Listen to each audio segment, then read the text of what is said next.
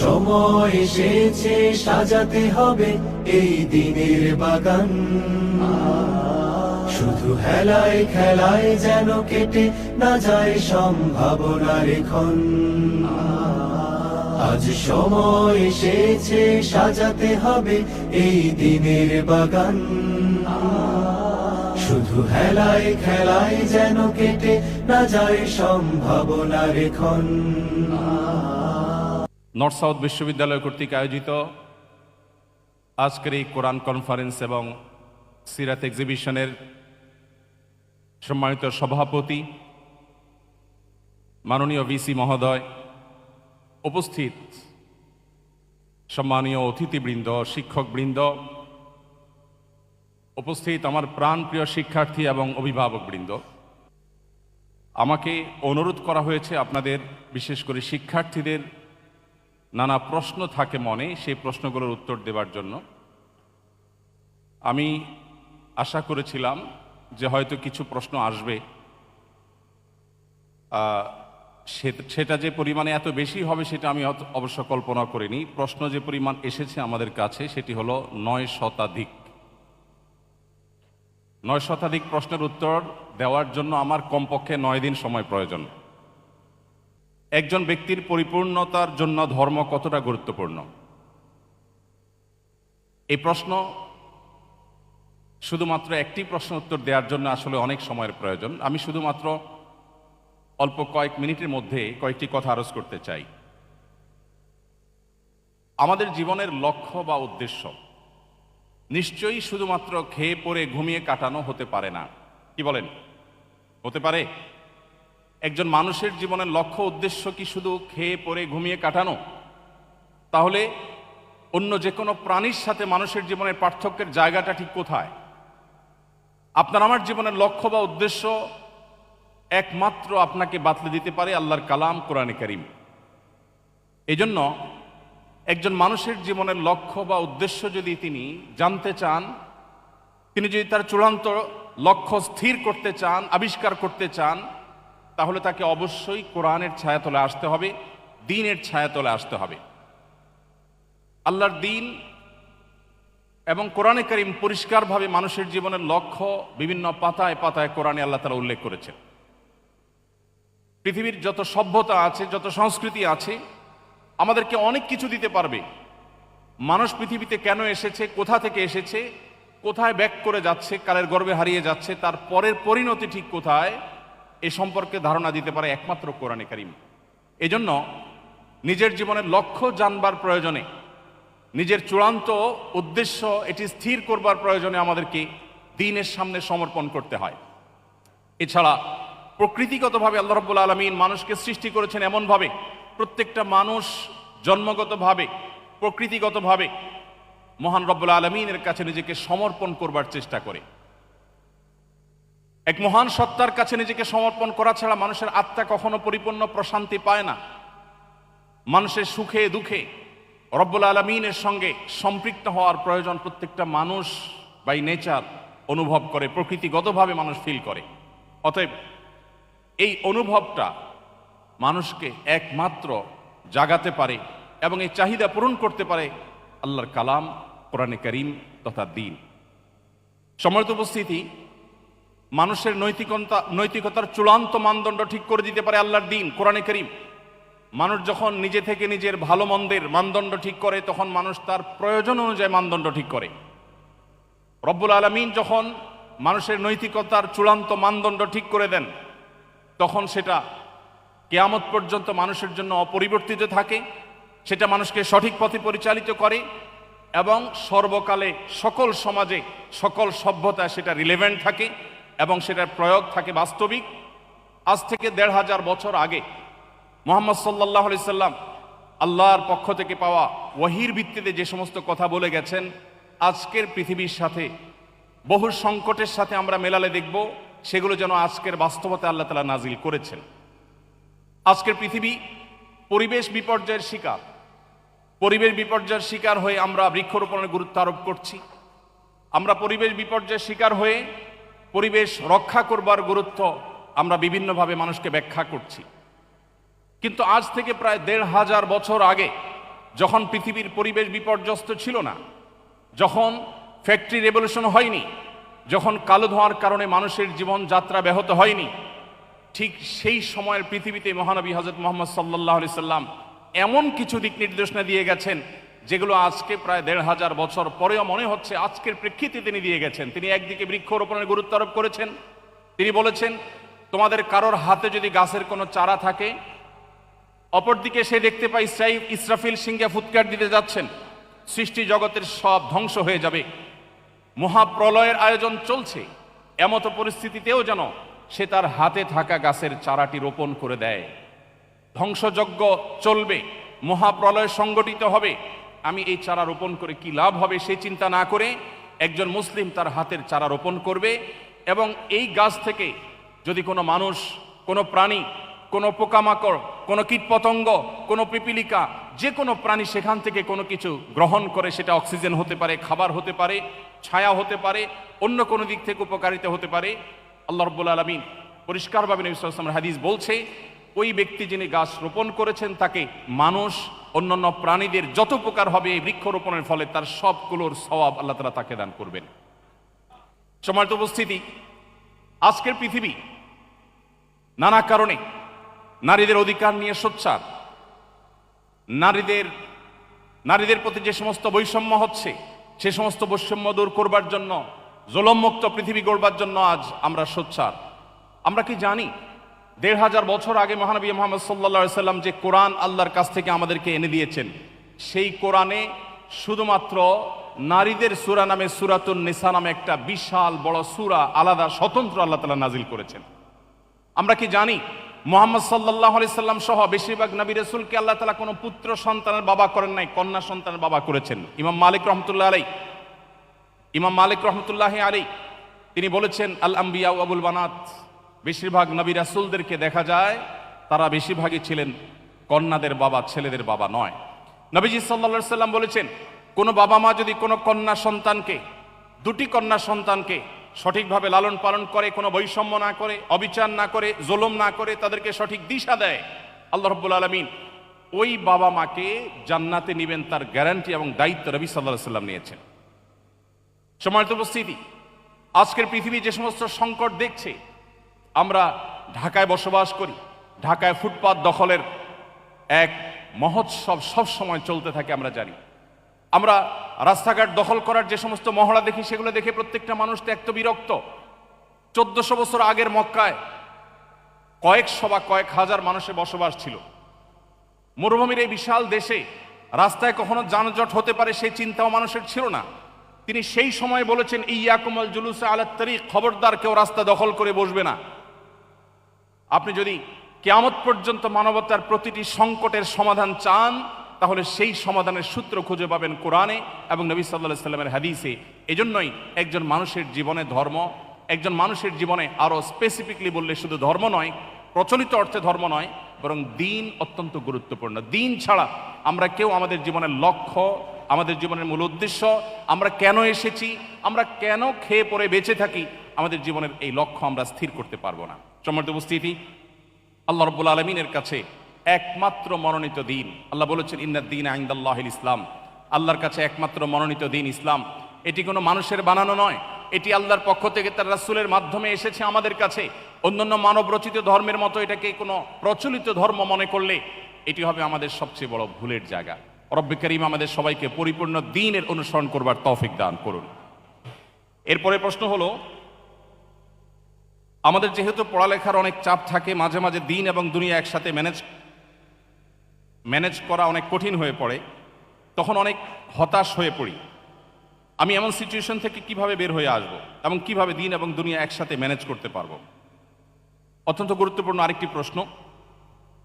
এই প্রশ্নগুলো হয়তো আমাদের অনেকের, সুনির্দিষ্ট কোনো স্টুডেন্ট হয়তো প্রশ্ন করেছেন, কিন্তু এই প্রশ্নের সাথে আমাদের অনেকেরই জীবনের সম্পর্ক আছে। এটি হয়তো আমাদের অনেকের মনের প্রশ্ন। আমাদের জীবনে দ্বীন এবং দুনিয়াকে চমৎকারভাবে সমন্বয় করবার সূত্র কোরআন বলে দিয়েছে। আল্লাহ তাআলা কোরআনে কারিমে বলেছেন, সে মানুষদের প্রশংসা করে যারা আল্লাহর কাছে দোয়া করে বলে, রব্বানা আতিনা ফিদ দুনিয়া হাসানাহ ওয়া ফিল আখিরাতি হাসানাহ ওয়া কিনা আযাবান নার।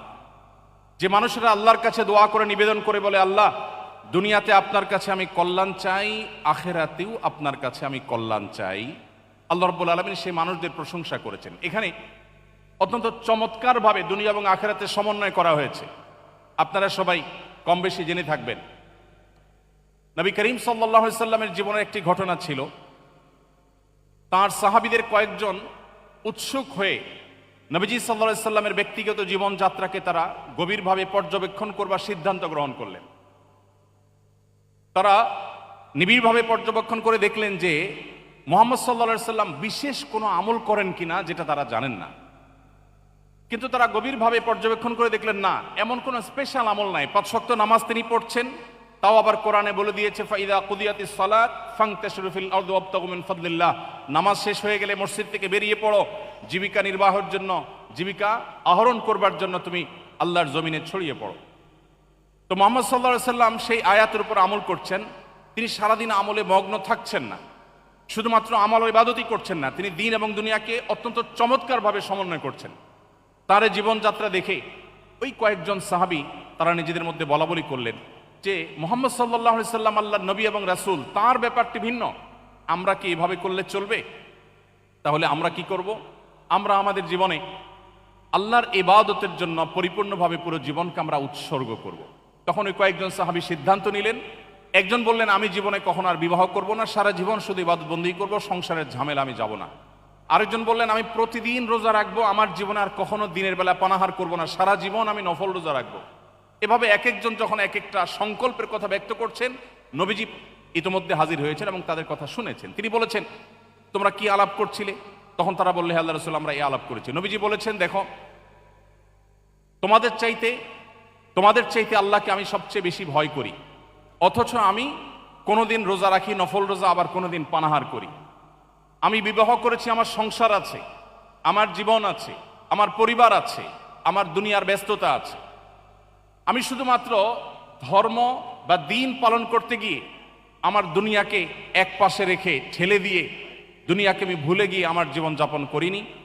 আবার অপরদিকে দুনিয়ার মধ্যে, বস্তুবাদের মধ্যে হাবুডুবু খেয়ে আমার আখেরাতকে, অনন্তকালকে আমি ভুলে যাইনি। নবী সাল্লাল্লাহু আলাইহি সাল্লাম দিন এবং দুনিয়াকে অত্যন্ত চমৎকারভাবে সমন্বয় করবার যে দিশা তাদেরকে দিয়েছেন, সেটি হলো আপনার প্রশ্নের উত্তর।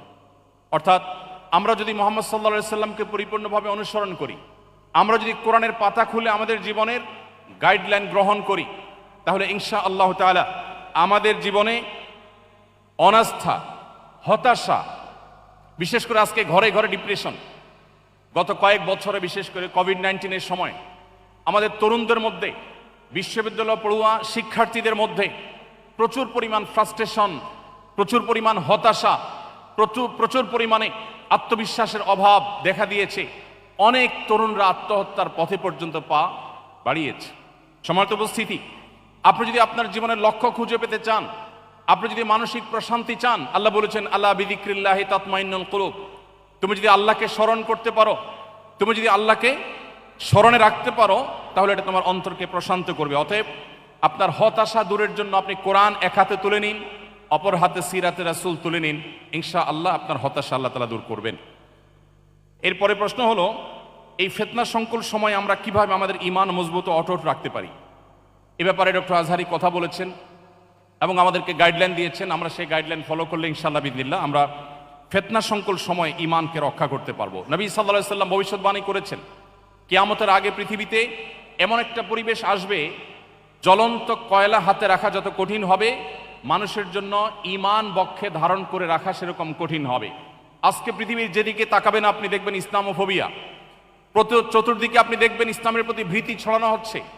মানুষ দিন পরিপালন করবে, দিন প্রতিপালন করবে, তার দিনকে অনুসরণ করবে, আল্লাহর দাসত্ব করবে, এটা আজকের পৃথিবীতে সবচেয়ে কঠিন এবং সবচেয়ে বাধা দেওয়া হয় এমন একটি বিষয়ে পরিণত হয়েছে। অতএব এটাকে বলা হয় ফিতনা সংকুল সময়। আপনি চান ভালো পথে চলতে, কিন্তু চলতে পারেন না। আপনি চান জান্নাতের পথে যেতে, কিন্তু জান্নাতের পথে এবং জাহান্নামের পথে এমন এমন কাটা বিছানো আছে যে আপনার জন্য সেটা অতিক্রম করা কঠিন।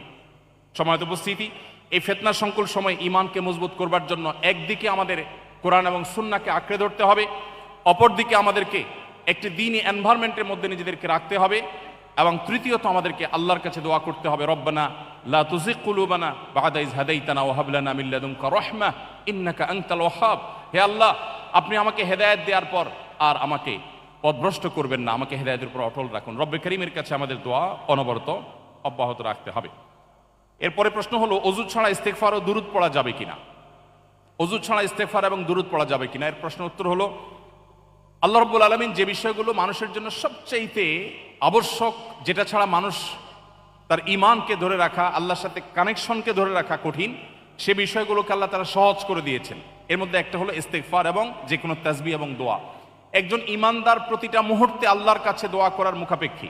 নবীজি সাল্লাল্লাহু আলাইহি সাল্লাম বলেছেন, কোনো ব্যক্তি তার জুতার ফিতা যদি ছিঁড়ে যায়, খুব ছোট একটা বিষয়, মাইনর একটি বিষয়, যেটি সে চাইলেই খুব সহজেই সমাধান করতে পারে, এই মুহূর্তেও সে যেন আল্লাহর কাছে দোয়া করে, আল্লাহ এটাও একটা বিপদ হতে পারে ছোট, আপনি আমার বিপদ থেকে রক্ষা করুন।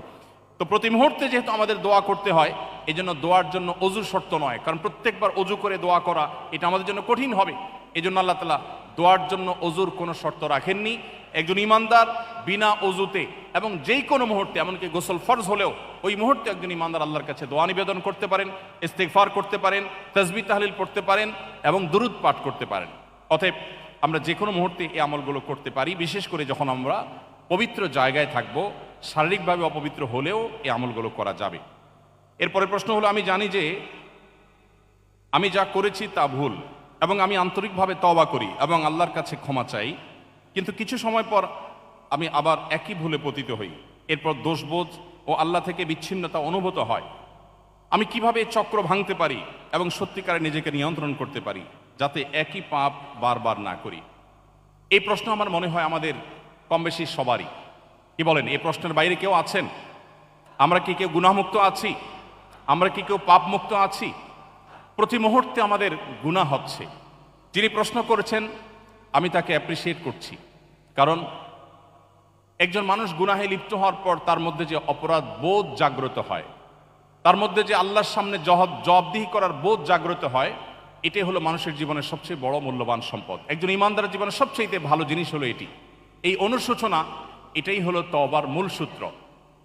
কোরআনে কারিমে আল্লাহ রাব্বুল আলামিন বলেছেন, পরিষ্কারভাবে আল্লাহ তাআলা ঘোষণা দিয়েছেন, লা তাকনাতু মির রাহমাতিল্লাহ। আমাদের অনেক তরুণ বন্ধুরা আছেন, জীবনে অনেক পাপাচার করেছেন, অনেক ব্যভিচারে লিপ্ত হয়েছেন, মাদকে হাত বাড়িয়েছেন, অনেক অন্যায় করেছেন, অনেক নামাজ নষ্ট করেছেন, অনেক জিনা করেছেন, অনেক চোখের গুনাহ করেছেন, মনের গুনাহ করেছেন, আল্লাহর সাথে সম্পর্ককে অনেক দূরে ঠেলে দিয়েছেন, শয়তানকে খুশি করে ফেলেছেন। তিনি অনুভব করছেন তিনি আল্লাহর রহমত থেকে অনেক দূরে সরে গেছেন, যেমনটি প্রশ্নকর্তা লিখেছেন। প্রিয় ভাইরা আমার, একজন মুসলমান হিসাবে আমাদের জন্য সবচেয়ে বড় প্রাউড করার, গর্ব করবার মতো একটা জিনিস হলো আল্লাহ রাব্বুল আলামিন আমাদের জন্য ক্ষমার দুয়ারকে ওপেন করে রেখেছেন। আল্লাহ রাব্বুল আলামিন ক্ষমার দরজাকে আল্লাহ তাআলা এতটা খুলে রেখেছেন, নবী করিম সাল্লাল্লাহু আলাইহি সাল্লাম বলেছেন, কোনো মানুষ ঠিক জীবন সায়ান্নে যখন মৃত্যু শয্যায় শায়িত, যখন তিনি তার মৃত্যু নিশ্চিত জেনেছেন, ঠিক সেই মুহূর্তটির আগ মুহূর্ত পর্যন্ত তার জীবনের যে কোনো বাঁকে বাঁকে, যে কোনো মোড়ে, যে কোনো গতিপথে, যে কোনো গলিতে, যে কোনো পর্যায়ে, যে কোনো স্টপেজে দাঁড়িয়ে যদি মানুষ সিদ্ধান্ত নেয় আমি আর জাহান্নামের পথে ছাড়ব না, আমি জান্নাতের পথে যাব, নবী করিম সাল্লাল্লাহু আলাইহি সাল্লাম পরিষ্কার ঘোষণা দিয়েছেন আল্লাহ রাব্বুল আলামিন সমস্ত গুনাহ মাফ করে দিবেন। প্রিয় ভাইরা আমার, একটি ধারণা আমাদের অনেকের কাছেই হয়তো পরিষ্কার নয়, সেটা হলো ইসলামে এমন কোনো অপরাধ নাই, এমন কোনো পাপ নাই, এমন কোনো গুনাহ নাই, এমন কোনো খারাপ কাজ নাই যে কাজ মানুষ পরিহার করবার সংকল্প করার পর আল্লাহর পথে, জান্নাতের পথে ফিরে আসার সিদ্ধান্ত গ্রহণ করে আর আল্লাহ তাআলা সেটা ক্ষমা করেন না।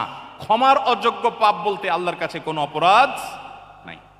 প্রিয় ভাইরা আমার, পৃথিবীতে প্রচলিত যে ধর্মগুলো আছে, কোন কোন ধর্মের মানুষ মনে করে মানুষ যত পাপ করুক কোনো অসুবিধা নাই, সেই ধর্মের নবী সমস্ত পাপ সবগুলো আল্লাহর কাছ থেকে মোচন করিয়ে নেবেন, ফলে তাদের কোনো তওবা করতে হয় না। আবার অপরদিকে অনেক এমন সম্প্রদায় আছে যারা মনে করে ছোটখাটো কোনো পাপ করলেই মানুষ ইসলাম থেকে খারিজ হয়ে যায়। এর বিপরীতে আল্লাহ তাআলা কোরআনে কারিমে বলেছেন, লা তাকনাতু মির রাহমাতিল্লাহ, লা তাকনাতু মির রাহমাতিল্লাহ, তোমরা আল্লাহর রহমতের আশা কখনো ছাড়বে না। ইন্নাল্লাহা ইয়াগফিরুয যুনুবা জামিআ, আল্লাহ তোমাদের সমস্ত পাপাচার মাফ করে দিবেন। এমন কোনো পাপ নেই, এমন কোনো অপরাধ নেই, এমন একটি গুনাহ নেই যে গুনাহ আল্লাহ তাআলা মাফ করবেন না। শর্ত আপনাকে অনুতপ্ত হতে হবে, আপনাকে আত্মশাসন করতে হবে, আপনাকে ভৎসনা করতে হবে। ইমানদারের সবচেয়ে বড় অ্যাডভান্টেজের জায়গাই হলো এটা, ইমানদার জীবনের যে কোনো মুহূর্তেই তার জীবনকে ঘোরাতে পারে, তার জীবনকে পরিবর্তন করতে পারে। শুধু একটি সিদ্ধান্ত গ্রহণ করতে হবে, আমি আর জাহান্নামের পথে চলবো না, আমি এর নাফরমানি করব না, আমি আল্লাহর পথে চলবো। আমি আগের সমস্ত কাজের জন্য লজ্জিত, অনুতপ্ত এবং সংকল্প করলাম আর করব না। শুধুমাত্র আপনার এতটুকু সিদ্ধান্ত, এতটুকু অবস্থান এবং সংকল্প আপনার জীবনের সমস্ত গুণ, আমার কথা নয়, আল্লাহ বলছেন ইন্নাল্লাহা ইয়াগফিরুয যুনুবা জামিআ, আল্লাহ সকল গুনাহ মাফ করে দিবেন ইনশাআল্লাহ। অতএব যে সমস্ত বন্ধুরা বিভিন্ন পাপাচারের কারণে নিরাশ হয়ে গেছেন, আল্লাহর রহমতের আশা ছেড়ে দিয়েছেন, আল্লাহ ডাকছেন তার রহমতের কোলে, এরপরেও যদি আপনি মনে করেন আপনার গুনাহ মাফ হওয়ার নয়, তাহলে মনে রাখবেন শয়তান আপনাকে ধোঁকা দিচ্ছে। আপনারা সবাই নিশ্চয়ই শুনে থাকবেন, ইসলামী বিশ্ববিদ্যালয় কুষ্টিয়ার একজন প্রফেসর ছিলেন ডক্টর খন্দকার আব্দুল্লাহ জাহাঙ্গীর রাহিমাহুল্লাহ, নাম শুনেছেন না স্যারের? আব্দুল্লাহ জাহাঙ্গীর রাহিমাহুল্লাহ বলতেন, শয়তানের সবচেয়ে বড় অস্ত্র, শয়তানের সবচেয়ে বড় হাতিয়ার হলো মানুষকে নিরাশ করে দেওয়া, মানুষকে আশাহত করে দেওয়া। নবী রাসূলদের কাজ ছিল মানুষকে আশাবাদী করে তোলা। একজন ইমানদার তার জীবনে যে কোনো মুহূর্তে তওবা করবে, জীবন পরিবর্তন করবার সিদ্ধান্ত নিবে, আল্লাহ তাআলা তাকে মাফ করবেন। আমরা সিদ্ধান্ত নেব তো ইনশাআল্লাহ? সবাই তওবা করব তো ইনশাআল্লাহ? আল্লাহ আমাদের সবাইকে আপনি জাহান্নামমুখী যাত্রা পরিহার করে জান্নাতমুখী যাত্রায় আসার তৌফিক দান করুন। প্রিয় ভাইরা আমার, আপনার জীবনে বহু ব্যভিচার করেছেন, আল্লাহর শপথ করে বলছি, ওলামা ইকরাম এখানে আছেন, কোরআন এবং হাদিসের একটি টেক্সট, একটি লাইন কেউ দেখাতে পারবে না যে আপনি এত বেশি অপরাধ করেছেন, আপনার অপরাধ ক্ষমা হবে না, এমন একটি আয়াত এবং হাদিস কেউ দেখাতে পারবে না। বরং আপনি যদি সিদ্ধান্ত গ্রহণ করেন যে আপনার রুট চেঞ্জ করবেন, আল্লাহ আপনার গুনাহকে মাফ করবেন। এরপরও যদি কেউ আল্লাহর রহমতের ছায়াতলে আসতে বিলম্ব করে, কেউ দেরি করে, কেউ যদি না আসে, তার চাইতে হতভাগা, তার চাইতে কপাল পড়া দুর্ভাগার কেউ হতে পারে না। রব্বে কারীমের কাছে দোয়া করি, আল্লাহ আপনি আমাদের সবাইকে তওবা করে আপনার জান্নাতের পথে, কোরআন এবং হাদিসের পথে একজন খাঁটি মুসলিম হওয়ার জন্য আমাদের সবাইকে আসার তৌফিক দান করুন। এরপরে প্রশ্ন হলো, এই আধুনিক বিশ্বে একজন নারী কিভাবে ইসলামের অনুশীলন সঠিকভাবে করতে পারে? প্রিয় ভাইরা আমার, একজন নারী যিনি নিজে মুসলিম পরিচয় দেন, আল্লাহর দাসত্বকে তিনি স্বীকার করেছেন, তিনি আধুনিক পৃথিবী শুধু নয়, কিয়ামত পর্যন্ত পৃথিবী উন্নতির যত শিখরে পৌঁছাবে না কেন, পৃথিবীর প্রত্যেকটা ক্ষেত্রে তিনি পরিপূর্ণভাবে ইসলাম প্র্যাকটিস করে তার অবদান রাখবার সুযোগ আছে। কিন্তু ইসলামের যে স্বকীয়তা আছে, ইসলামের যে বিধান আছে, সেটাকে আপন জায়গায় মাথায় রেখে সেটাকে পরিপালন করে তিনি চাইলে বিভিন্ন সেক্টরে অবদান রাখতে পারেন। আপনারা জানেন, মহানবী মুহাম্মদ সাল্লাল্লাহু আলাইহি সাল্লামের জীবদ্দশায় মহিলা সাহাবীরা তারা বিভিন্ন সেক্টরে সমাজে তারা নেতৃত্ব, বিভিন্ন সেক্টরে তারা অবদান রেখেছেন। তারা পর্দার মধ্যে থেকে, শরিয়ার বিধানের মধ্যে থেকে তারা কিন্তু সমাজে বিভিন্ন রকম অবদান রেখেছেন। কিন্তু তাকে একজন মুসলিম নারী হিসাবে ইসলাম যে আইডেন্টিটি দিয়েছে সেটাকে ধারণ করতে হবে। আজকের পৃথিবীতে আমরা দেখি আমাদের বোনরা, আমার কথা আমাদের বোনরা অনেকে শুনছেন নিশ্চয়ই, অনেক বোনরা আছেন যারা নিজেদেরকে পুরুষের মতো করবার চেষ্টা করেন। একজন নারী তিনি যদি তার নিজেকে পুরুষের মতো করবার চেষ্টা করেন, এটা কি তার জন্য খুব সম্মানের? আপনি যদি একজন নারী হয়, আপনি মনে করেন আপনাকে পুরুষের মতো হতে হবে, তার মানে আপনি নারী হিসাবে আপনি প্রাউড ফিল করছেন না, আপনি আপনার নারীত্ব নিয়ে আপনি অপমান বোধ করছেন। এটা তো জাহিলি যুগের মানুষের কালচার ছিল। আল্লাহ কোরআনে বলেছেন, ওয়াইদা বুশরা আহাদুহুম বিল উনসা যাল্লা ওয়াজহুহু মুসওয়াদ্দান ওয়া হুয়া কাযীম। জাহিলি যুগের মানুষদের, সেই আইয়ামে জাহিলিয়াতের বর্বরতার যুগের সময়ের মানুষকে যখন বলা হতো তোমার কন্যা সন্তান হয়েছে, তখন তাদের মুখ কালো হয়ে যেত। ইয়াতাওয়ারা মিনাল কওম, সে মুখ লুকালুকি করত। আল্লাহ তাআলা কোরআনে কারিমে সেটাকে পরিষ্কারভাবে কঠোর ভাষায় ভর্ৎসনা করেছেন। এবং আল্লাহ তাআলা বলেছেন, আল্লাহ তাআলা যাকে ইচ্ছা তাকে কন্যা সন্তান দেন, যাকে ইচ্ছা তাকে পুত্র সন্তান দেন, যাকে ইচ্ছা তাকে উভয়টা দেন, কাউকে আল্লাহ কিছুই দেন না। এবং নবী রাসূলদেরকে আল্লাহ তাআলা কন্যা সন্তান দিয়েছেন এবং তাদেরকে বাঁচিয়ে রেখেছেন। অতএব একজন নারী তার মুসলিম আইডেন্টিটিকে সমুন্নত রেখে তিনি তার সমাজের বিভিন্ন সেক্টরে অবদান রাখবার সুযোগ আছে, কিন্তু মুসলিম আইডেন্টিটিটা তার সবচেয়ে গুরুত্বপূর্ণ বিষয়। এরপরে প্রশ্ন হলো, শিক্ষার্থীদের উপর কি হজ ফরজ হয়? শিক্ষার্থীদের উপরে হজ ফরজ কিনা? এর উত্তর হলো, হজ আসলে কার উপরে ফরজ এটা নির্ভর করে ওই ব্যক্তির সামর্থ্যের উপর। যাকে আল্লাহ তাআলা সামর্থ্য দিয়েছেন, আল্লাহ বলেছেন ওয়ালিল্লাহি আলান নাসি হিজ্জুল বাইতি মান ইসতাতাআ ইলাইহি সাবিলা, যে ব্যক্তি মক্কায় গিয়ে হজ করে আসার আর্থিক শারীরিক সঙ্গতি রাখে তার উপরে হজ করা ফরজ। তার পরিচয় কি তিনি শিক্ষার্থী নাকি ব্যবসায়ী, তিনি পুরুষ কিংবা নারী, তিনি বৃদ্ধ নাকি পরিণত বয়সের না তরুণ নাকি অন্য কোনো বিভাগের, সেটা দেখবার বিষয় নয়। মূলত দেখার বিষয় হলো তার সামর্থ্য আছে কিনা। কারো যদি সামর্থ্য থাকে তাহলে তার উপরে হজ ফরজ। এমনকি কোনো শিক্ষার্থী তিনি স্টুডেন্ট লাইফে যদি হজ করবার মতো সামর্থ্য তার হয়ে যায়, হজ করে আসতে যে পরিমাণ টাকা লাগে সে টাকার মালিক যদি হয়ে যায় এবং সেটা যদি ঋণমুক্ত থাকে তাহলে তারপরে হজ ফরজ হবে এবং হজ অনতিবিলম্বে তার করা কর্তব্য। হ্যাঁ, কোনো শিক্ষার্থী যদি বাবার অনেক সম্পদ থাকে, তার নিজের কোনো সম্পদ না থাকে, তাহলে শরীয়ত তার উপরে হজের এই বিধানকে আরোপ করে না। এরপরে প্রশ্ন হলো, তরুণদের মধ্যে ট্রল এবং ব্যঙ্গ বিদ্রুপ করা এটি আজকাল প্রতিষ্ঠিত কালচারে পরিণত হয়েছে। এ বিষয়ে ইসলাম কি বলে? খুবই গুরুত্বপূর্ণ একটি বিষয়। বিশেষ করে আমাদের তরুণদের মধ্যে ব্যাপকভাবে দেখা যায় সোশ্যাল মিডিয়াতে আমরা একে অন্যকে নিয়ে ট্রল করি, ব্যঙ্গ করি, বিদ্রুপ করি, হাসাহাসি করি। ইসলাম আমাদেরকে শুষ্ক কোনো জীবন ব্যবস্থা দেয়নি, বরং ইসলাম আমাদেরকে যে জীবন ব্যবস্থা দিয়েছে এখানে বিনোদনের সুযোগ আছে। আমাদের প্রিয় নবী সাল্লাল্লাহু আলাইহি সাল্লাম একদিন এক ব্যক্তিকে বললেন, এই দুই কানওয়ালা এদিকে আসো। এক ভদ্রলোককে ডাকলেন, একজন সাহাবীকে ডাকলেন, ইয়া সাহেবাল উজনাইন আও ইয়া জাল উজনাইন, অর্থাৎ হে এ ব্যক্তি যার দুইটা কান আছে তুমি এদিকে আসো। এখন দুই কান নেই কার? সবারই দুই কান আছে। এটা তার রসিকতা ছিল। নবী সাল্লাল্লাহু আলাইহি সাল্লামের জীবনে এরকম বহু রসিকতা করেছেন যেটা মানুষের মধ্যে হাস্যরস সৃষ্টি করেছে। এবং ইসলাম বিনোদনকে অ্যাপ্রিসিয়েট করে, অ্যালাউ করে। মানুষের বেঁচে থাকার জন্য বিনোদনের প্রয়োজন আছে, কিন্তু বিনোদনের নামে আপনি কাউকে নিয়ে ট্রল করা, কাউকে রোস্ট করা, কাউকে অপমান করা, কাউকে হেয় করা, এটা কোন অবস্থা ইসলাম অ্যালাউ করে না। আমরা অনেকে মনে করি আমরা তো দুষ্টমি করে করছি, অথচ দুষ্টমি করেও কিন্তু এই কাজগুলো ইসলাম কোনোভাবে করবার সুযোগ আমাদেরকে দেয়নি। এবং এইভাবে একটা সমাজে মানুষের মধ্যে অন্যের ক্ষতি করার বিষয়টি যে অপরাধ, সে ধারণায় আস্তে আস্তে বিলুপ্ত করে ফেলে। এই জন্য একজন মুসলিম তরুণ কোনো অবস্থাতে কাউকে নিয়ে ট্রল, ব্যঙ্গ, বিদ্রুপ করতে পারেন না। আপনি কারো সমালোচনা করার প্রয়োজন হলে কোরআন সমালোচনার মূলনীতি বলে দিয়েছে, আপনি সমালোচনা করতে পারেন, গঠনমূলক আলোচনা করতে পারেন, কিন্তু কাউকে নিয়ে আপনি হাসির পাত্রে পরিণত করবেন, কাউকে অপমান অপদস্থ করবেন, এটা কি ইসলাম কোনো অবস্থাতে জায়েজ করেনি। অতএব একজন মুসলিম হিসাবে এটি আমাদেরকে খেয়াল রাখতে হবে। এরপরে প্রশ্ন হলো, জাগতিক পরজাগতিক ক্ষেত্রে উন্নতির জন্য এখনকার তরুণদের প্রতি আপনার পরামর্শ কি? এখনকার তরুণদের প্রতি আমার পরামর্শ হলো, বিশেষ করে আজকের এই কনফারেন্সে যারা উপস্থিত হয়েছেন আপনাদের প্রতি আমাদের উদাত্ত আহ্বান হলো, আপনার জীবনে একবারের জন্য হলেও কোরআনে কারিমের দুটি সূরা, সূরা ইউসুফ এবং সূরা কাহাফ, সূরা ইউসুফ এবং সূরা কাহাফ। সূরা ইউসুফ 12 এবং 13 পারা, 2 পারা জুড়ে, আর সূরা কাহাফ 15 এবং 16 দোনো পারা জুড়ে দুটি সূরা।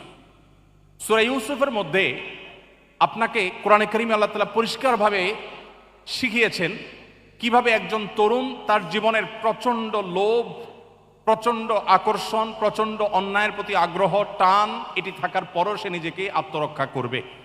ইউসুফ আলাইহিস সালামের নাম শুনেছেন না আপনারা? ইউসুফ আলাইহিস সালামের নাম শুনেছেন না? ইউসুফ আলাইহিস সালামের সামনে হারামের হাতছানি ছিল কি ছিল না? ইউসুফ আলাইহিস সালাম নিজেকে বাঁচিয়ে রেখেছেন, আত্মরক্ষা করেছেন। আল্লাহ রাব্বুল আলামিন কোরআনে কারিমে সেটা উল্লেখ করেছেন। ডক্টর খন্দকার আব্দুল্লাহ জাহাঙ্গীর রহমাহুল্লাহর আরেকটি উক্তি আপনাদের সঙ্গে শেয়ার করতে চাই। স্যার বলতেন, এ যুগের তরুণরা কেউ যদি গভীর রাতে উঠে তাহাজ্জুদের নামাজ পড়ে, কেউ যদি অনেক নফল নামাজ পড়ে, অনেক কোরআন তেলাওয়াত করে, অনেক চোখের পানি ফেলে, এর চাইতে বেশি গুরুত্বপূর্ণ হলো কোন তরুণ যদি তার চরিত্রকে কালিমা মুক্ত রাখতে পারে। নবী করিম সাল্লাল্লাহু আলাইহি সাল্লাম বলেছেন, কেউ যদি তার সম্ভ্রমকে রক্ষা করবার দায়িত্ব নিতে পারে, কেউ যদি তার মুখ এটা দিয়ে কোনো অন্যায়, গুনাহ, পাপাচার করবে না, মানুষের ক্ষতি করবে না, গালমন্দ করবে না, এটারও দায়িত্ব নিতে পারে, নবীজি বলেছেন আজমান লাহুল জান্নাহ, আমি তার জন্য জান্নাতের দায়িত্ব নিলাম।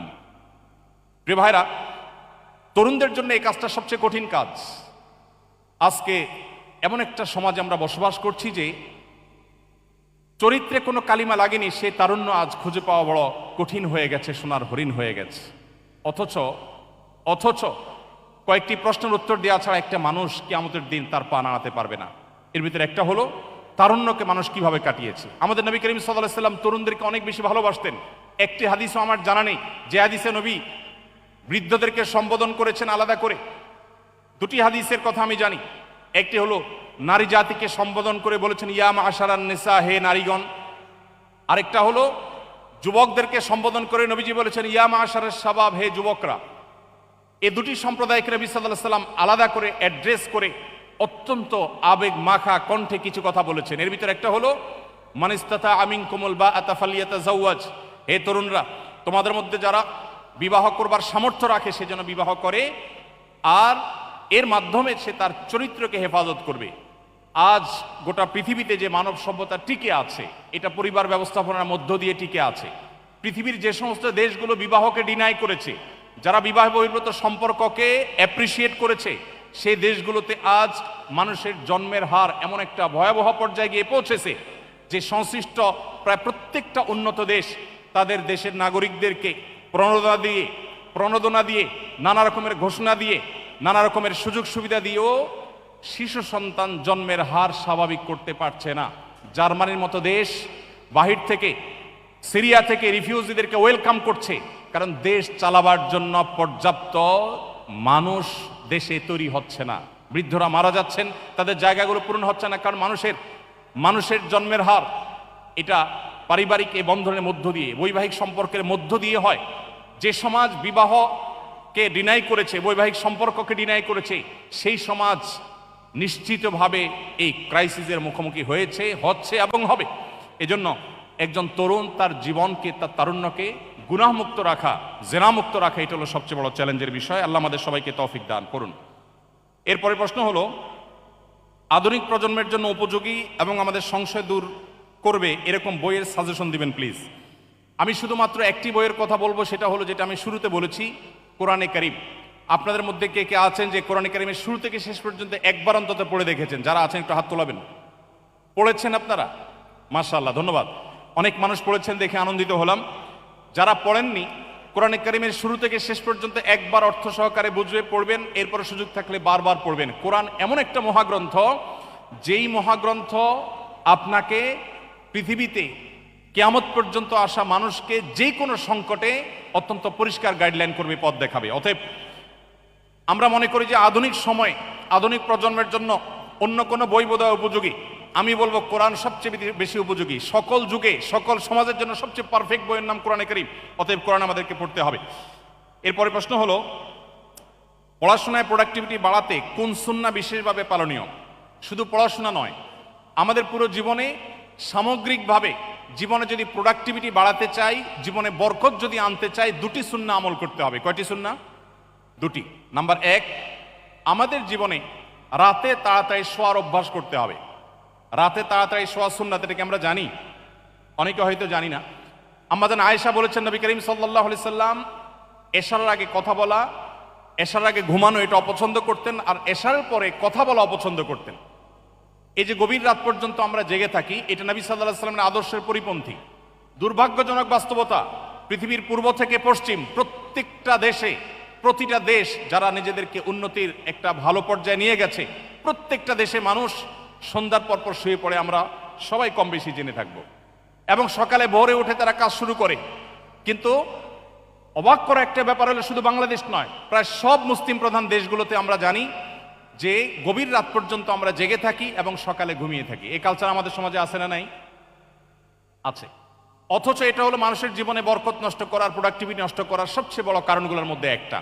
অতএব আমরা যদি রাতে তাড়াতাড়ি শোয়ার অভ্যাস করি এবং সকালে যদি ঘুমানোর অভ্যাস পরিত্যাগ করতে পারি, সকালে যদি কাজে যেতে পারি, ইনশাআল্লাহ জীবনে বরকত আসবে। নবীজি বলেছেন আল্লাহুম্মা বারিক লি উম্মতি ফি বুকুরিহা, হে আল্লাহ আপনি আমার উম্মতের জন্য সকালের সময়টাতে বরকত দান করুন। এই জন্য সকালের সময়টা ঘুমিয়ে থাকার সময় নয়। এরপরে প্রশ্ন হলো কোন প্রতিষ্ঠানে ইসলামের অবমাননা হলে বা এরূপ কিছু ঘটলে এর দায়ভার কি উক্ত প্রতিষ্ঠানের সকলের উপরে বর্তায়?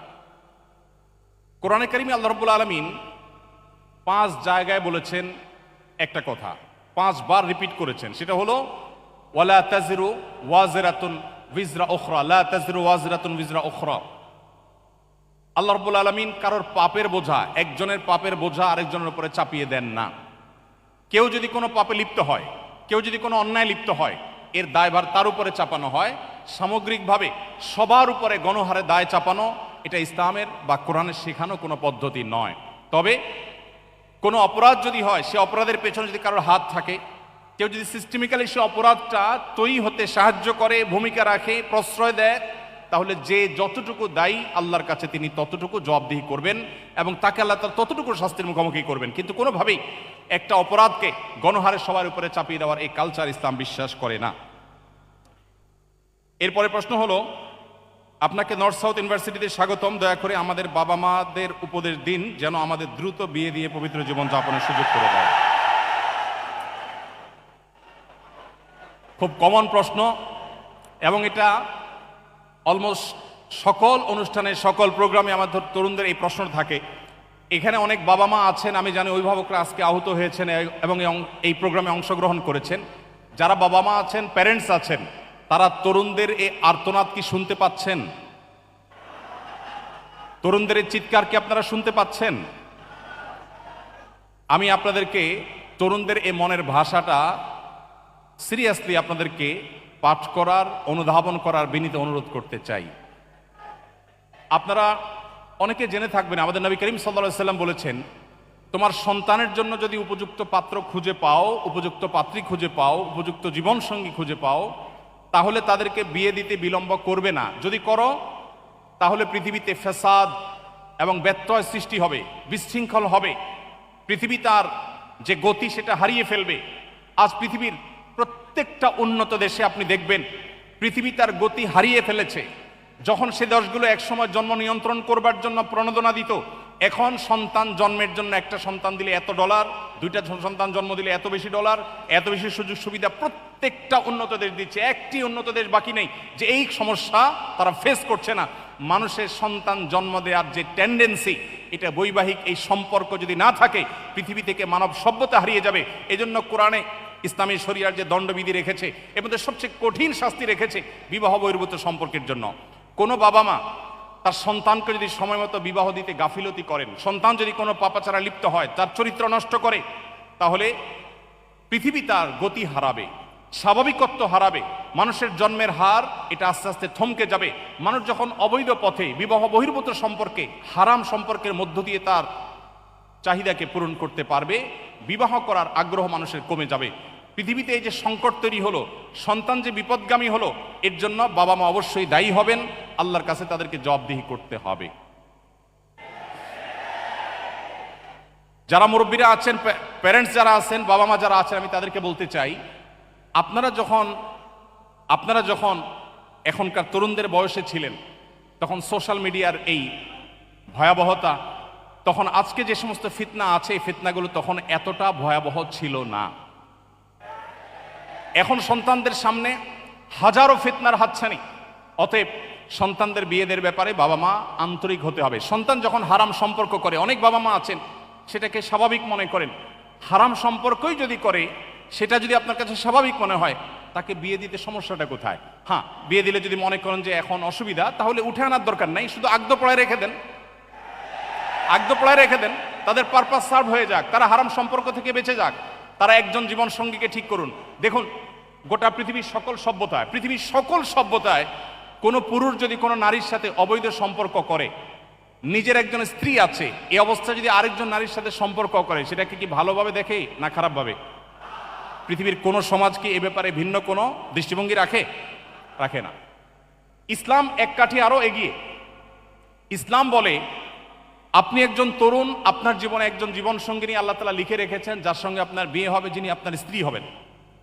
আপনি যদি বিয়ের আগে আপনার আবেগ, আপনার ভালোবাসা অন্য কোনো মেয়ের সঙ্গে আপনি নিবেদন করেন, তাহলে আপনার যে হবু স্ত্রী, যার সঙ্গে আপনার সকল ভালোবাসা উজাড় করে দেওয়ার কথা ছিল, আপনি তার অধিকার নষ্ট করলেন না?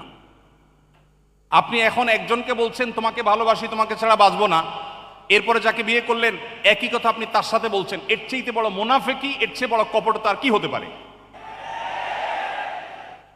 একজন মানুষ তার জীবনের সমস্ত ভালোবাসা যদি জমিয়ে রাখে তার সে জীবন সঙ্গিনীর জন্য, এর চাইতে বুদ্ধিদীপ্ত সিদ্ধান্ত, এর চাইতে সঠিক সিদ্ধান্ত আর কি হতে পারে? এই জন্য ইসলাম আমাদেরকে সময় মতো বিবাহ করতে বলে, এবং বাবা মাদের উপর এটা কর্তব্য। আল্লাহ কোরআনে বলেছেন, ও আনকিহুল আয়ামা মিনকুম ওয়াস-সালিহিনা মিন ইবাদিকুম ওয়া ইমাইকুম, হে অভিভাবকেরা তোমরা তোমাদের অধীনস্থদেরকে বিবাহ দাও। আল্লাহ নির্দেশ করছেন, অতএব এই নির্দেশকে যারা অবজ্ঞা করছেন, আজকাল একটা কথা প্রচলিত আছে, নিজের পায়ে দাঁড়াক আগে। হ্যাঁ, অবশ্য নিজের পায়ে দাঁড়াতে হবে। যুবকরা যারা ঠিক ঠিক করে বেড়াচ্ছেন, আপনাদেরকে আমি বলছি, উপার্জন শুরু করে দেন। নিজে বাবার হোটেলে খাচ্ছেন, আবার বিয়ে করে বউ আনে তারেও বাবার হোটেলে খাওয়াবেন, এই অবিচার ইসলাম সমর্থন করে না। আপনি বিবাহ করবেন, আপনি উপার্জন শুরু করে দেন। আপনি বসে আছেন কেন?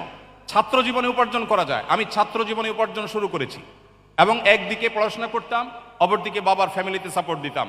আমাদের তরুণদের বড় অংশ তারা বসে বসে আড্ডা মেরে খেয়ে অভ্যস্ত, তারা কাজ করতে চায় না। শুধু হুজুরের কাছে চিরকুট লিখে দিবে, প্রশ্ন লিখে দিবে, হুজুর আব্বাকে বলেন বিয়ে করে দেখ। আপনার বাবা আপনাকে বিয়ে করে দিবে, কিন্তু বিয়ে করার জন্য আপনার স্ত্রীর মিনিমাম খরচ, মোহরের টাকা আপনাকে জোগাড় করতে হবে। চেষ্টা করবো তো ইনশাআল্লাহ? হারাম রিলেশনকে না করবো তো ইনশাআল্লাহ? ভাইরা আমার, আমরা সবাই জানি হারামে আরাম নাই, না আছে? হারামে আরাম নাই, সবাই জানি তো। অতএব বিবাহ বহির্ভূত সম্পর্ক করে কোনোদিন মানুষ আরাম পেতে পারে না, মানসিক প্রশান্তি কখনো পেতে পারে না। যারা আমাদেরকে সারাদিন প্রেম ভালোবাসার ট্রেনিং দেয়, আছে না? সারাদিন প্রশিক্ষণ দেয় কিভাবে প্রেম ভালোবাসা করতে হবে, কিভাবে ধর্ম ডিঙ্গিয়ে যেতে হবে, বাবা মাকে ডিঙ্গিয়ে যেতে হবে, সমাজের বিরুদ্ধে যেতে হবে, তারপরেও তথাকথিত প্রেমকে জয় করতে হবে, এই ট্রেনিংগুলো দেয় না কিছু মানুষ? এদের জীবনে দেখবেন এক একজনের বিয়ের জীবনে 2টা 4টা 5টা 6টা বিয়ে, একটাও টিকে না। তারা আপনাকে যে প্রেম ভালোবাসার ট্রেনিং দেয়, তার নিজের জীবনে প্রেমের সফলতা তিনি খুঁজে পাচ্ছেন না। এই জন্য হারাম পথে নয়, আমাদের সমস্ত আবেগ ভালোবাসা সব উজাড় করে দিব হালাল পথে ইনশাআল্লাহ। আল্লাহ আমাদেরকে তৌফিক দান করুন। এরপরে প্রশ্ন হলো, নরসাদ বিশ্ববিদ্যালয় এ ধরনের আয়োজনকে আপনি কিভাবে দেখছেন? খুবই স্বাভাবিক একটি বিষয় আমি দেখছি, খুবই স্বাভাবিক। একটা মুসলিম অধ্যুষিত দেশে একটা বিশ্ববিদ্যালয়ে দ্বীনি আয়োজন হবে, বিষয়টা কি স্বাভাবিক না অস্বাভাবিক? খুবই স্বাভাবিক। বিশ্বাস করুন, আমার কাছে এটা খুবই স্বাভাবিক একটি বিষয় মনে হচ্ছে। গত 2 দিন কি 3 দিন আগের ঘটনা, ভারতে সফর করেছেন সম্ভবত রাশিয়ার প্রেসিডেন্ট, এবং ভারতের প্রধানমন্ত্রী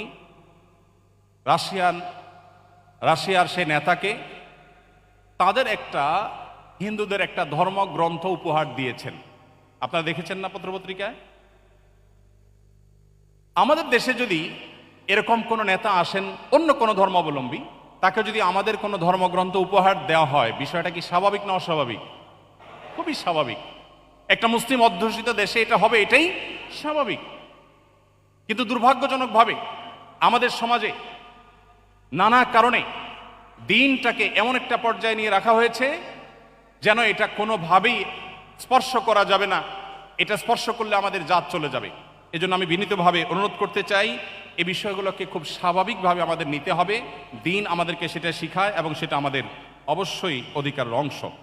এরপরে প্রশ্ন হলো, একজন বিশ্ববিদ্যালয়ের ছাত্র হিসাবে কিভাবে তাওহীদ এবং সুন্নাহর পথে দাওয়াত দিতে পারি? একজন বিশ্ববিদ্যালয়ের শিক্ষার্থী হিসাবে আপনি তাওহীদ এবং সুন্নাহর পথে দাওয়াত দেওয়ার জন্য সবকিছুর আগে প্রয়োজন আপনার ইসলামের বেসিক জ্ঞান অর্জন করা।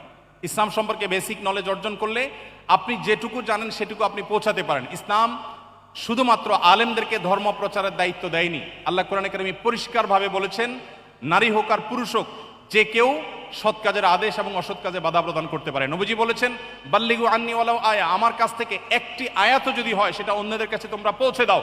অতএব আপনাদের কেউ যদি ইসলাম প্রচার করবার জন্য দাঁড়িয়ে যান, আপনি যেটুকু প্রচার করবেন সেটুকু কোরআন এবং হাদিসে আছে কিনা, সেটুকু প্রুফড কিনা, সেটুকু সঠিক কিনা, জাস্ট এটুকু এনশিওর করা আপনার দায়িত্ব। এছাড়া ইসলাম প্রচারের যে বেসিক নীতিমালা আছে সেটি জানলে আপনি যতটুকু জানেন ততটুকুর প্রচার করতে পারবেন। ইসলাম এমন কোনো ধর্ম নয় যেই ধর্ম শুধুমাত্র আলেম ওলামারাই কথা বলবে, ধর্ম প্রচার করবে, বাকিরা শুনবে। আপনি দেখেছেন ডক্টর জাকির নায়েকের মতো মানুষ ইসলাম প্রচার করেছেন না করেননি? পৃথিবীর কোনো আলেম তার ইসলাম প্রচারকে ডিনাই করেছেন দেখাতে পারবেন? কোনো আলেম ডিনাই করেননি। অতএব আমাদের যে কোনো স্টুডেন্ট, যে কোনো সাধারণ শিক্ষিত ভাই বা বোন ইসলাম প্রচার করতে চাইলে ইসলাম সেটাকে অ্যাপ্রিসিয়েট করে, কিন্তু যেটুকু প্রচার করবেন সেটুকু জেনে শুনে প্রচার করবেন, দায়িত্বশীলতার সাথে প্রচার করবেন। ইসলামের নামে ভুল ভাল কোনো কিছু যেন প্রচার না হয়, সেটি হলো আমাদের কর্তব্য। এরপরে প্রশ্ন হলো, দিনে ফেরার পর আবারও দিন হারিয়ে ফেলেছি, যার ফলে হতাশ হয়ে আছি, যার ফলে হতাশা আছে, আপনার উপদেশ ও পরামর্শ চাই। প্রিয় ভাই আমার, একজন মানুষ দিনে আসার পর যদি আবার দিন থেকে বিচ্যুত হয়ে যান, এর চেয়ে দুর্ভাগ্যের বিষয় আর কিছু নয়। যিনি প্রশ্ন করেছেন তিনি নিজে বলছেন যে তিনি হতাশ হয়ে গেছেন, দিন থেকে আবার ব্যাক করেছেন, এই জন্য হতাশ হয়ে গেছেন। এই জায়গাটাতে ভাববার যথেষ্ট সুযোগ আছে। একজন মানুষ প্রকৃতিগতভাবে মহান রব্বুল আলমিনের কাছে, সৃষ্টিকর্তার কাছে নিজেকে সমর্পণ করতে চায়, তার একান্ত মনের কথাগুলো কাউকে বলতে চায়। পৃথিবীর এমন কোনো মানুষ নাই যাকে সব কথা বলা যায়, যাকে সব সময় কথা বলা যায়, যার কাছে সব কিছু সঁপে দেওয়া যায়। এরকম কোনো মানুষ আল্লাহ তাআলা সৃষ্টি করেন না পৃথিবীতে, একজনও না। সেটা আপনার স্ত্রীও না, আপনার মাও না, আপনার বাবাও না, আপনার কোনো বন্ধু না। আপনার জীবনে এমন বহু মুহূর্ত আছে যে মুহূর্তে একান্তে আপনার মনের কথাগুলো বলতে হয়। আল্লাহর কসম, সেটা আল্লাহ রাব্বুল আলামিন ছাড়া আর কোনো সৃষ্টি জগতের আর কোনো সদস্য, আর কোনো সত্তা কেউ নেই। এজন্য আপনার জীবনে যে হতাশা বিরাজ করছে, আমি আল্লাহর উপরে ভরসা রেখে আপনাকে নিশ্চয়তা দিতে পারি, আপনি যদি আবার ইসলামে ব্যাক করেন, আল্লাহ তাআলা আপনার সে ব্যাক করাকে কবুল করবেন। বাবা মা বা পৃথিবীতে অনেক মানুষ একবার যদি কেউ বিপদগামী হয়ে যায় তাকে হয়তো ওয়েলকাম করে না, কিন্তু ইসলাম আমাদেরকে, কেউ যদি ভুল পথে চলে যায় আবার সে ফিরে আসতে চায়, আমি যেটা একটু আগে বলছিলাম, মৃত্যুর আগ মুহূর্ত পর্যন্ত তার জন্য সে দুয়ার খোলা থাকে। অতএব আপনি আবার ইসলামের ছায়াতলে আসুন, আবারও কোরআন হাতে তুলে নিন, আবারও হাদিস আপনি বুকে টেনে নিন, আবারও আপনি সিরাত ধারণ করুন। আপনি নিশ্চিন্তে সিরাতের পথে হাঁটলে ইনশাআল্লাহ আপনার এই ডিপ্রেশন, আপনার এই দুশ্চিন্তা এবং আপনার এই ফ্রাস্ট্রেশন দূর হয়ে যাবে। এরপরে প্রশ্ন হলো, যদি কেউ আজীবন অবিবাহিত বা চিরাকুমার থাকতে চায়, ইসলাম এ ব্যাপারে কি বলে? একদিকে বিয়ে করার জন্য তরুণদের আর্তনাদ, আবার অপর দিকে কেউ চিরকুমার থাকতে চায়। ইসলাম চিরকুমার থাকার এই সিদ্ধান্তকে খুব বেশি অ্যাপ্রিসিয়েট করে না। এটাই হলো ইমামদের সবচেয়ে সঠিক এবং সবচেয়ে গ্রহণযোগ্য মত। কোন স্কলার, কোন ইমাম বলেছেন, কেউ যদি পুরো জীবন আল্লাহর জন্য সঁপে দিতে চায় এবং সে বিবাহ না করতে চায়, সেটা অ্যাপ্রিসিয়েট যোগ্য। বাট এটা মেজরিটি যে ইমামরা আছেন পৃথিবীতে তাদের মত না। তাদের মত হলো, একজন মুসলমান তিনি বৈরাগ্যতা অবলম্বন করবেন না। পরিষ্কারভাবে হাদিসে ঘোষণা দেওয়া হয়েছে, লা রুহবানিয়াতা ফিল ইসলাম, ইসলামে কোনো বৈরাগ্যতার অবকাশ নেই। আপনি ছালাত চট পরে থাকবেন, চুল এলোমেলো থাকবে, ময়লা নোংরা থাকবে, আপনি যেন তেনভাবে চলবেন, সমাজের বোঝা হবেন, ইসলাম সেটা বলেনি। কোরআনে আল্লাহ বলেছেন, নামাজ শেষ হয়েছে বের হয়ে যাও, মসজিদে বসে তোমাকে জিকির করে সারাদিন কাটাতে বলা হয়নি। ফাইদা কুদিয়াতিস সালাহ ফান্তাশিরু ফিল আরদ, নামাজ হয়ে গেছে, ছড়িয়ে পড়ো, তোমার কাজে তুমি চলে যাও। অতএব একজন মানুষ বৈরাগ্যতা অবলম্বন করবে, চিরকুমার থাকবে, এটা ইসলাম তাকে বলেনি। তবে কেউ যদি চিরকুমার থাকতে চায় এবং থাকতে পারে এবং তার নিজের এই কনফিডেন্ট থাকে যে তিনি চারিত্রিক কোনো ত্রুটিতে জড়াবেন না, তাহলে এটা তার জন্য জায়েজ বাট উত্তম না। এরপরে প্রশ্ন হলো, আমাদের ক্যাম্পাস থেকে ইসলামোফোবিয়া কিভাবে দূর করা যেতে পারে, এক্ষেত্রে আমাদের করণীয় কি? ইসলামোফোবিয়া তো আপনার ক্যাম্পাসের ইস্যু না প্রিয় ভাই আমার, গোটা বিশ্বব্যাপী আজ ইসলামোফোবিয়া এই মহামারী চলছে। এবং দুর্ভাগ্যজনক বাস্তবতা যে মুসলিম অধ্যুষিত এই জনপদেও খুবই দুর্ভাগ্যজনকভাবে ইসলামোফোবিয়া নানা সময় আমরা দেখতে পাচ্ছি। ইসলামোফোবিয়ার বিরুদ্ধে আমাদেরকে ইসলামের সৌন্দর্যকে তুলে ধরতে হবে ইনশাআল্লাহ। সবাই চেষ্টা করবো না ইনশাআল্লাহ? ইসলাম আমাদেরকে যে সুমহান জীবন আদর্শ দিয়েছে, এই জীবন আদর্শের মধ্যে সকল ধর্মের মানুষের সাথে শান্তিপূর্ণ সহাবস্থানের সুযোগ রেখেছে। ইসলামকে যারা নানা সময় অত্যন্ত ভীতিকর একটা জীবন দর্শন হিসেবে দেখাবার চেষ্টা করে, তারা আদতে ইসলাম সম্পর্কে হয় জানে না, আর না হলে নিরেট ইসলামের প্রতি বিদ্বেষ প্রসূত তারা এই কাজটি করে থাকে। আপনি যদি ইসলাম নিয়ে পড়াশোনা করেন, আপনি যদি শুধুমাত্র মুসলিম বাই চান্স না হয় মুসলিম বাই চয়েস হন, আপনি যদি ইসলাম জেনে শুনে অনুসরণ করেন, আপনি কখনো ইসলামকে আপনার কাছে ভীতিকর মনে হবে না। অতএব ইসলামোফোবিয়ার বিরুদ্ধে আমাদেরকে ইসলামের সুমহান আদর্শ, ইসলামের যে ভালো এবং সুমহান দিক, সেগুলো মানুষের সামনে তুলে ধরতে হবে, মানুষকে সেটি জানাতে হবে এবং দিন পালন করা, ধর্ম পালন করা আমাদের সাংবিধানিক অধিকার, ঠিক না ঠিক? প্রত্যেকটা মানুষ এদেশে যার যার ধর্ম পালন করতে পারে কি পারে না। অতএব কোনো ধর্মের মানুষ অন্য কোনো ধর্মের মানুষকে গালমন্দ করতে পারে না। কোরআনে আল্লাহ বলেছেন, যারা আল্লাহ ছাড়া অন্য কারোর উপাসনা করে তোমার মতে তারা ভুল পথে আছে, কিন্তু তাদেরকে তুমি গালমন্দ করো না। যদি করো তাহলে তারাও তোমার আল্লাহকে ভুলে গালমন্দ করবে। এই জন্য ইসলামোফোবিয়ার বিরুদ্ধে আমরা ইসলামের সৌন্দর্য, সুমহান আদর্শ তুলে ধরবো, ইসলাম সম্পর্কে জানবো, অন্যদেরকে জানাবো।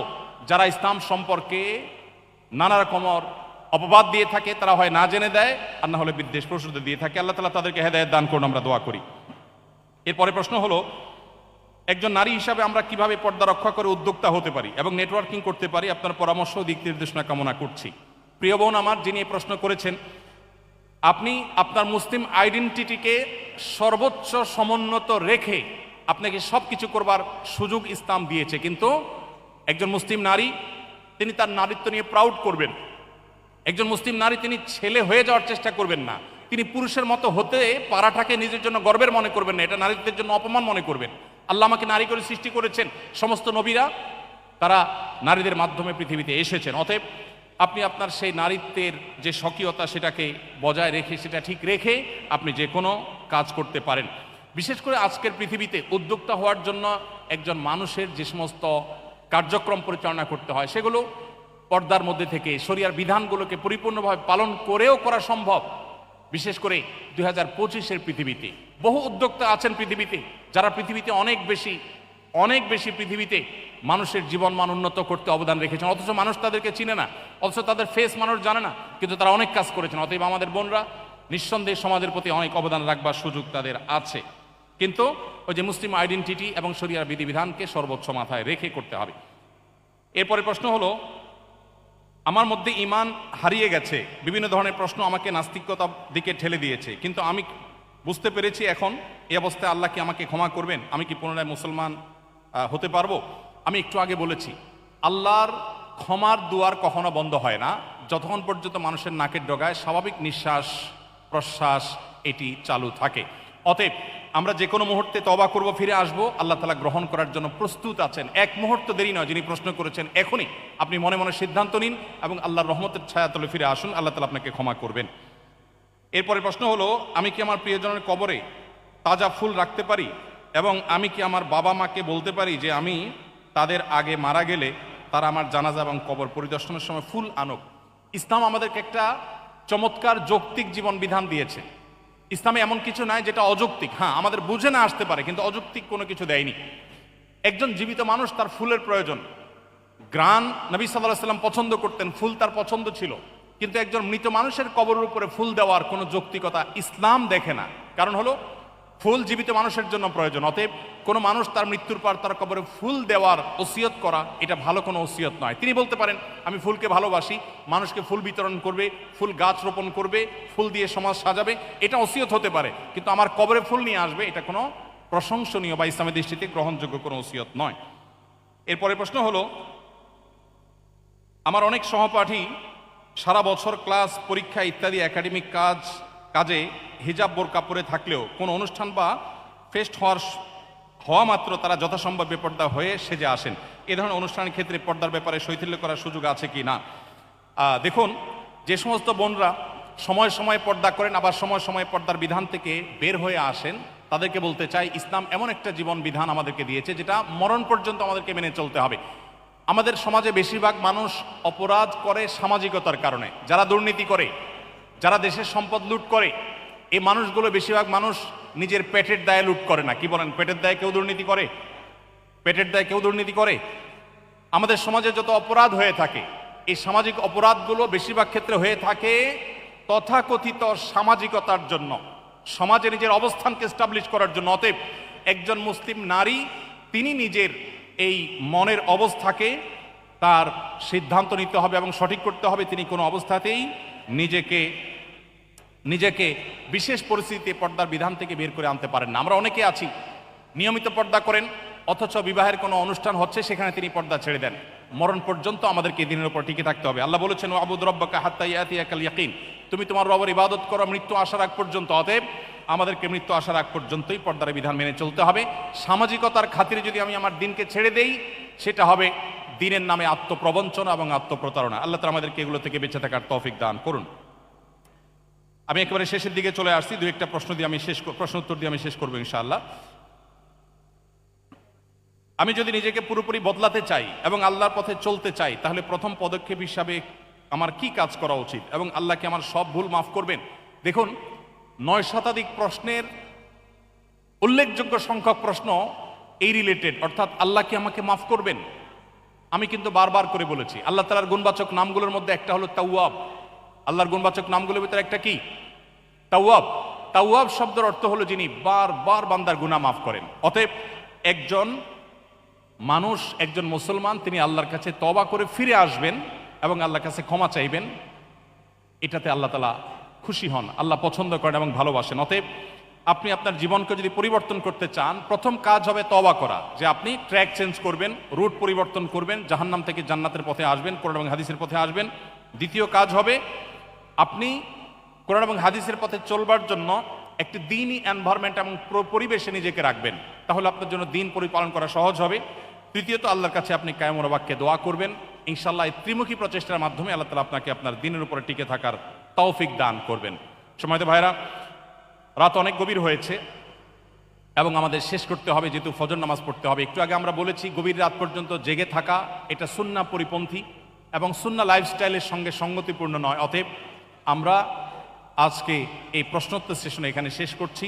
আপনাদের যে অগণিত প্রশ্ন আছে সেগুলো ইনশাআল্লাহ আমাদের কোনো লাইভ অনুষ্ঠানে আমরা দেওয়ার চেষ্টা করব। যদি আমি সঠিক কিছু বলে থাকি আল্লাহর তরফ থেকে, ভুল কিছু বলে থাকি সে দায় আমার এবং শয়তানের তরফ থেকে। আল্লাহ তাআলা আজকের এই কোরআন কনফারেন্সকে, আজকের এই সিরা এক্সিবিশনকে পরিপূর্ণভাবে কবুল এবং মঞ্জুর করবেন, আমিন। এবং এর সাথে যারা জড়িত আছেন, মাননীয় ভিসি মহোদয় সহ কর্তৃপক্ষ যারা এটাকে বাস্তবায়ন করবার জন্য অক্লান্ত পরিশ্রম করেছেন, অনুমোদন দিয়েছেন, যারা যেভাবে অংশগ্রহণ করেছেন, আমরা আরশে আজিমের মালিকের কাছে দোয়া করি আল্লাহ তাআলা সবাইকে এর জন্য সর্বোত্তম বিনিময় দান করুন। আল্লাহ আমাদের সবার জীবনকে কোরআনময় করে দিন, আল্লাহ আমাদের জীবনকে সিরাতময় করে দিন।